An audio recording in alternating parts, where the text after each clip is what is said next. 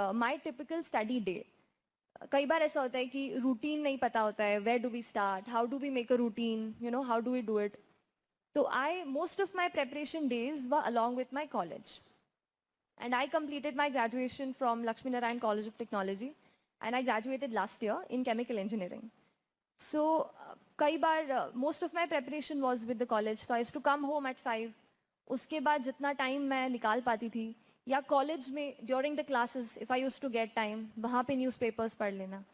कहीं से भी करके देखिए, आपको टाइम स्क्वीज आउट करके निकालना है. सिंपल सी बात यह है, अगर आपने ये डिसाइड किया है कि you have to crack civil service examination, तो you have to crack it.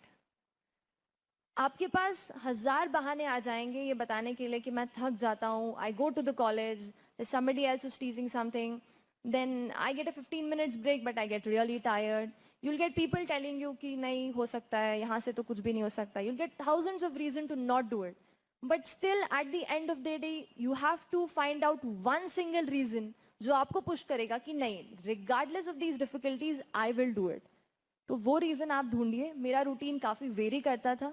अगर एक पूरा दिन ले लीजिए, मान लीजिए संडे है या छुट्टी है या घर पे हैं, तो I use to start with the newspapers.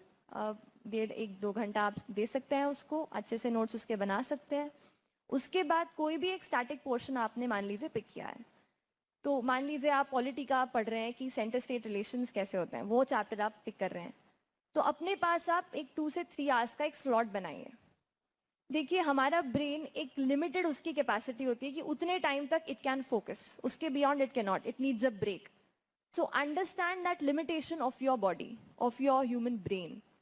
कई बार I use to only concentrate for 25 minutes, बस 25 मिनट्स पढ़ती थी, then I use to fly away, कहीं अटेंशन चला जाता था.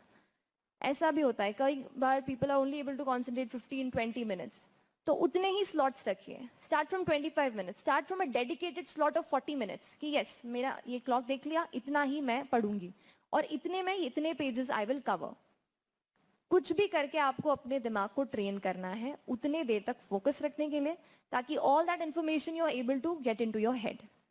सो make such slots. I use to cover one static part, कोई भी एक चैप्टर वहाँ पे कवर किया, and at the end of my preparation day when I had to sum up कि हाँ अब हो गया, तो उस टाइम पे I use to write 1 or 2 answers every single day. And you have a lot of online platforms way you get a lot of questions जो current affair से related they put up on the internet.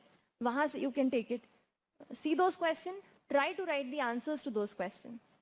जब आप answer writing की practice हर दिन करते हैं, तो देखिए, initially we don't write good answers, we write very bad answers. So write bad answers, don't have that inertia, just start writing. I'll come again when I'm coming to the attempting the paper part. I'll stress how important is the mains examination and how important it was for me in my scores as well. I'll take you through that. But abhi I'll tell you ki 1 or 2 answers per day, please write. After that, कई बार again I'll go to online, क्योंकि online sources I have followed a lot. And the reason यहाँ पे I'm standing is a lot because internet has helped me learn a lot of things. So a lot of websites will give you questions on a daily basis. 5 to 6 questions on current affairs or on static part, MCQ they'll give it. Solve that there. I used to solve 5 to 6 questions. 1-2 answers mains के लिख लिए, हो गया बस. उतना revision पूरे दिन का हो गया, एंड दैट इज इनफ. जैसे sir was saying 5 to 6 hours, लेकिन 5 to 6 आवर्स डेडिकेटेड वाले 6 आवर्स. हमारे भोपाल में specially, recently I'm coming across this trend while I also was studying, that people go to the library. How many of you go to the library to study? Just tell me, I mean, I'm just trying to get it. Okay, so people go to the library to study.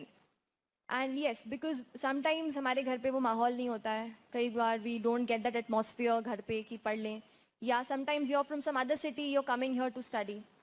So उस case में you have to go to another place. But what I've also came across कि there people spend about 12 to 14 hours of their day just sitting there. But exactly आपका output कितना निकल रहा है, आप अपने आप से ज़रूर पूछिएगा.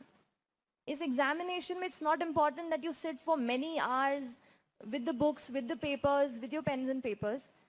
Important ये है कि जितने भी hours आप dedicate कर रहे हैं, whatever hours you're dedicating to the study, you are able to get the maximum output out of it.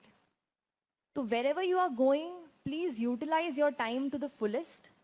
Study each and every aspect पर एक timetable बनाइए. Yes, coming to the timetable and the planning part, whenever you're about to sleep, don't ever sleep without planning your other day. This is especially true while we are studying. कई बार ऐसा होता है, we wake up with a lot of energy कि आज तो will be the best day of our study, we'll study everything, जो भी सोचा है कर लेंगे. But exactly हमने सोचा नहीं होता है. हमें पता ही नहीं रहता है कि पढ़ना क्या है, कौन सा टॉपिक शुरू करना है, कौन सा सब्जेक्ट पकड़ना है. 2 hours, 3 hours हमारे इसी कंटेम्पलेशन में चले जाते हैं. We keep contemplating exactly what should we start today, this और that, and that wastes our time. Energy भी डाउन हो जाती है. फिर whatever we study we are unable to develop interest in to it. So it's way better कि before you sleep it will just take 10 minutes, plan your study day, the other day. Whatever topics you're going to cover, whatever time you're going to give it to it, please plan it one day before. Then when you wake up the other morning, you will have a plan in front of you which will tell you, yes, these are the topics which I can read and this is something which I can do. तो वो mind में वो confusion जो है, that also will not be there.